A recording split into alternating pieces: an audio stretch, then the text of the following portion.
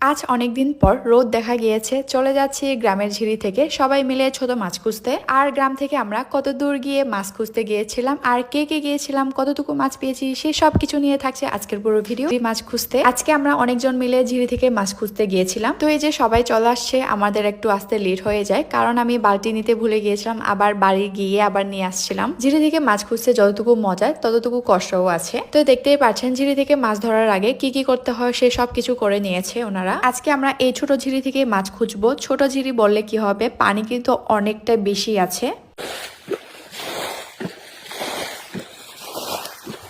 কথা না বাড়িয়ে তাড়াতাড়ি করে সবাই মিলে খোঁজা স্টার্ট করে দিয়েছিলাম। এক পাশ থেকে আরেক পাশ পানি নিয়ে ওই পাশে ফেলে দেওয়াটা যে কত কষ্ট ওই দিনে বুঝতে পারলাম। অনেকক্ষণ ধরে ওই পাশ থেকে পানি টানার পর এখন যখন পানি শুকায় আসছে, এখন কিন্তু ইয়াসেটা আমরা দিয়ে দিয়েছি। ইয়াসেটা যদি না দিই তাহলে হচ্ছে কি আমরা মাছ ধরতেই পারবো না। বালতিতে করে যে পানিটা নেওয়া হয় ওখানে অনেক মাছ